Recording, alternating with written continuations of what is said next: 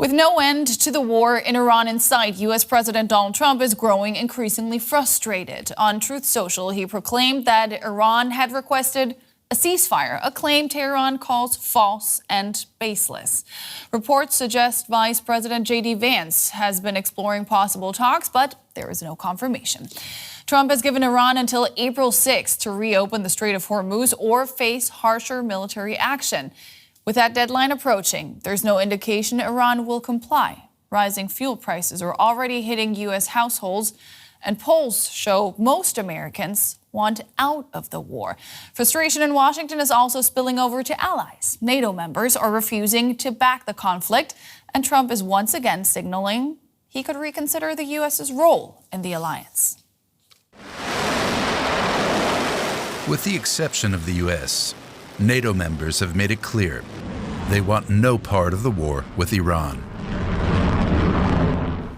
First, let me say once again, this is not our war. We will not be drawn into the conflict. That is not in our national interest. And the most effective way we can support the cost of living in Britain is to push for de-escalation in the Middle East and a reopening of the Strait of Hormuz. French President Emmanuel Macron, in an apparent swipe at Trump, praised Europe's predictability and contrasted it to countries that could, quote, hurt you without even informing you. Historically, Trump's relationship with NATO has been a complicated one. But up until recently, he's managed to temper his critical outbursts with occasional reassurances of Washington's commitment to NATO. I stand with it. That's why I'm here. If I didn't stand with it, I wouldn't be here. But a month into the war with Iran, as gas prices skyrocket and Trump's U.S. approval ratings slide, his tone has changed. One thing we're very disappointed, I'll say it publicly, we're very disappointed with NATO because NATO has done absolutely nothing. I said 25 years ago that NATO's a paper tiger, but more importantly that we'll come to their rescue, but they will never come to ours. Other members of the Trump administration have also told allies that Washington might need to reconsider its relationship with NATO. There is, however, one legal technicality. A law passed in 2023 by the Biden administration requires a two-thirds Senate majority or an act of Congress for the U.S. to withdraw from the alliance. Appropriations for the fiscal year ending September 30, 2026. I can now speak to Kori Schake. She's the Director of Foreign and Defense Policy Studies at the American Enterprise Institute. That's a conservative-leaning think tank based in the U.S. Kori, welcome to DW. Now, President Trump is openly talking about pulling the U.S. out of NATO after allies refuse to support the war in Iran. How serious is he about this? I think that's where President Trump has been for a very long time. I mean, he didn't want to nominate a Supreme Allied Commander candidate for NATO, but Republicans in Congress persuaded him that was a bad idea, and the Pentagon persuaded him that was a bad idea.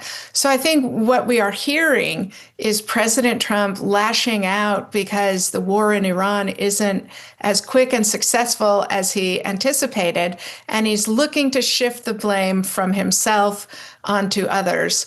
And so he's already blaming America's allies in Europe, and he's sure to start blaming the Israelis before too much longer as well. If the U.S. were really to break the alliance that underpins its global influence, what would that mean for America's standing in the world? It would be a disaster. It would be hegemonic suicide. Moreover, not only would it be a dramatic diplomatic failure, but as a practical matter, America's ability to project military power in the world is directly a function of our cooperation through NATO. So what is true for the military is also true for America's standing in the world, which is our power floats on cooperation with our allies. And if President Trump destroys that, everything the United States wants to do in the world, including protecting itself, grows costlier and more difficult. Mm-hmm. That said, has going to war without broad allied backing already weakened the U.S. position, not just in Europe, but around the world? Absolutely, it has. I mean, not only are allies choosing not to participate, they are explaining that nobody even consulted them. And so President Trump's choices about the war in Iran have created economic problems for America's friends, and he is solving those problems for America's adversaries, right? Like lifting sanctions on Russian oil exports. So our adversaries are gaining and our allies are losing as a result of the president's choices on the war in Iran. You talked about hegemonic suicide earlier, and I want to ask you about a historical parallel that many analysts are now drawing. In 1956, Britain and France invaded Egypt during the Suez crisis. They damaged their global standing, and it accelerated Britain's decline as a major power. Do you see any risk that this war with Iran and the tensions with allies over NATO could become a similar kind of moment for the U.S.?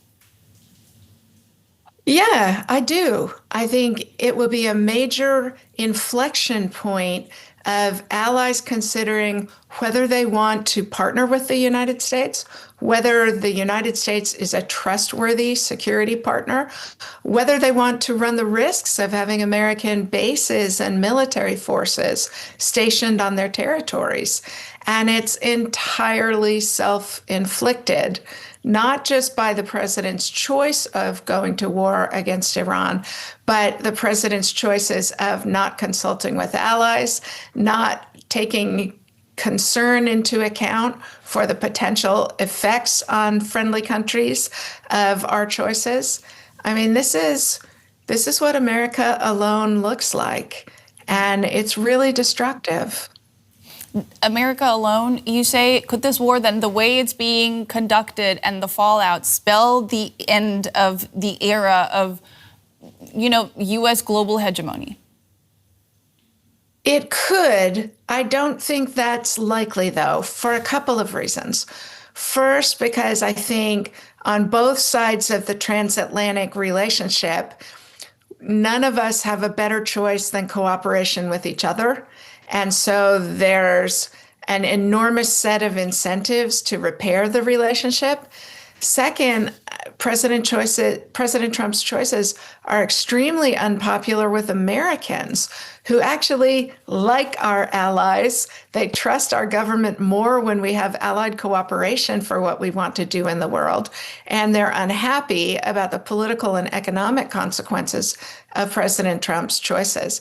So I think you're going to see domestic pushback by Americans, and in particular by the Congress, which has already passed legislation denying the president the authority to withdraw from the NATO treaty.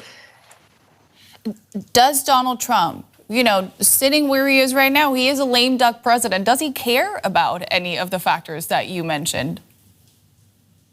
No, he doesn't, but others do. Members of Congress who have to get reelected, potential presidential candidates who have to take policy positions, and American civil society, our religious community, our business community, they all actually care because they're not lame ducks. They are continuing to do business. But they're not the ones calling the shots right now, are they? Well, not right now, but we're already in a political season, and you can already see American businesses and civil society begin to move against the president, as I think we're seeing at the Supreme Court today on the birthright citizenship case. Now, looking at the parallels between the Iran and Strait of Hormuz crisis and the Suez crisis, what lessons should the U.S. draw to avoid a similar outcome?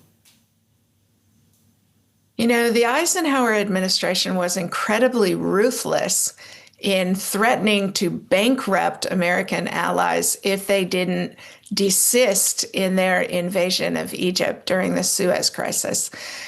America's European allies are being much more gentle and generous, just saying, we don't want to participate, And so one important parallel is the situation where allies are being expected to help each other and have no reasonable basis for it. But one important difference is America's allies are being more generous to the U.S. than the U.S. was to Britain, France, and Israel during the Suez crisis. If this really were to lead to a situation of declining U.S. dominance, what would be the consequences for the global order? Well, I think free societies would be less safe because the American order after 1945 gave middle powers an enormous amount of influence over the rules of order and the shared burdens of maintaining the order. If the U.S. declines, more responsibility will rest on the shoulders of countries like Australia, South Korea, Japan, and the countries of Europe to fill the space that the U.S. is leaving. But I do think American power is resilient enough to be correcting after this moment. So I don't think it's the likeliest outcome, but I do think it would be a bad outcome, and not just for the United States. What will you be watching for in the next few weeks to determine whether this strengthens or weakens America's long-term position? Well, I will be watching the president's speech this evening because I think he has to make a bad, unpopular choice one way or the other. He either has to admit that the attacks on Iran are not succeeding in achieving his objectives and try and pretend that's a victory and call an end to it, or he will have to dramatically escalate American involvement to open the Straits of Hormuz. And those are both bad outcomes for the United States and for others. And which direction he goes, I think, is up in the air at the moment. Yeah. Before I let you go, I want to look back at these threats to scale back involvement with NATO. Is there still a way, in your opinion, for the U.S. to repair any damage to alliances after this war? Or is this moment inevitably going to have lasting consequences? I don't think it's inevitable, but I do think the United States will have to become trustworthy if we expect our friends and allies to be willing to repair the relationship. And that's going to be the work of a generation, I think, and it should be, given the way the United States has collapsed trust in ourselves as a partner for our friends and allies. That was Kori Schake of the American Enterprise Institute. Thank you so much for your time. And now Donald Trump has, of course, threatened to pull out of NATO before. I asked Matteo Garavoglia, an international relations expert at Oxford, if there was anything different this time. No, this is nothing new. This is political rhetoric. I think this is kind of long-standing message. He wants, allies to pay more or risk losing U.S. protection in that respect. I think the difference now is the timing. Elections make NATO a political talking point in that respect. And if you want to be gracious, you could say this also reflects a bigger shift. The U.S. is thinking much more about China and East Asia than Europe these days. Trump, ultimately what he wants right now is for NATO allies to get involved in the U.S.-Israeli war on Iran, and especially to help clear the Strait of Hormuz. Will the threat of Trump pulling the U.S. out of NATO push allies to join the war, in your opinion? No, I believe not. NATO is an alliance. Is very unlikely to fight Iran. NATO's an alliance designed for collective defense, not offensive wars. It works in the European theater and not in the Middle East. No. What you could see is a US-led coalition with some NATO members, but not NATO itself. If anything, Europe's priority would be avoiding escalation rather than widening the conflict. But do you think, ultimately, though, when we talk about interests of these individual countries, is there a case for NATO allies to get involved in the U.S.-Israeli war on Iran? Because, the rising cost of energy is having a big impact globally. I think there is an interest to get involved in the sense that Europeans want oil to flow and this mess to come to an end as quickly as possible. However, they have to strike a balance. On the one hand, they, I think, do not want to give the impression to Donald Trump that he, initiates conflicts fundamentally without consulting with allies, and then they are left, Europeans are left to pick up the pieces of the mess he's made. So they don't want to, validate that point. And on the other hand, they do not want to be seen by Iran and by many countries in the Middle East as party to the conflict, an offensive conflict, a war of aggression outside international law. So they will look for other ways to try to support the United States when and if necessary. And they're doing that behind the scenes when it comes to logistics, for instance. I'd like to also ask you, a little bit more, if we can drill down into what Trump actually said when he made this threat against NATO allies. He called NATO itself, quote, a paper tiger. I'd like to get your commentary on that specific wording and whether you think there's any truth there. No, there's not. That's political rhetoric. NATO remains the strongest military alliance in the world, period, whatever he says. However, the dangers is perception here. If adversaries, meaning Russia first and foremost, but also China and other countries, view the United States as not properly, effectively committed to NATO, then the system of deterrence that NATO provides weakens. If anything, I would say there's a counterpoint here that, ironically, the war in Ukraine has made NATO more united, not weaker. And you see this in the extent to which Europeans have been ramping up, defense expenditure and been extremely committed to supporting Ukraine and very involved, I would say these days, far more than the United States itself. What steps do you see NATO allies taking now to reduce their dependence on the U.S. for defense in the alliance? Because, we have seen these threats from Trump for quite a while now. Are they taking steps, or are they just waiting for Trump to leave office and hoping that the threat of the U.S. pulling out of the alliance disappears? No, Europeans are finally taking steps. Simple answer, they're spending more, and they're spending a lot more than they used to. They're doing that properly. Germany, first and foremost, although that is a relatively recent trend. Poland has been doing that for a long time. All countries in Central and Eastern Europe have been ramping up spending to a significant extent. Some other countries a bit less so. France, Spain, Italy are lagging behind, but nevertheless they've been increasing spending. So that is a clear, unequivocal step. The question, of course, there will be to maintain momentum on the medium to long term. There's also growing momentum for joint defense projects within the European Union. 10 years ago, nobody viewed the European Union as an institution that had a role when it came to defense. Now everybody views the European Union as an institution that should also play a role in defense. So there you have a kind of structural shift in thinking. But it will take time. There are still key gaps, especially when it comes to intelligence and airlift, where Europeans still depend on the United States. So I think you have to think about a 5 to 10 year framework. 5 years for the Europeans to really stand on their legs, in a shaky way, but on their legs. 10 years to be able to really do a good job on their own, if political momentum is maintained. So, then with those shifting dynamics, how do you see NATO's future in the next 5 to 10 years? I would say, first of all, you will see an evolution in what NATO is about, but not a break between Europeans and the United States. Not least because, whatever Donald Trump might be saying, if the United States were to pull out of NATO, the United States would shoot itself in the foot. That makes absolutely no sense in strategic terms for the United States to pull out of NATO and out of Europe. What I think you'll also see is Europeans investing more in their own defense industries and defense capabilities, whilst historically Europeans have been purchasing from the United States when it comes to defense industry.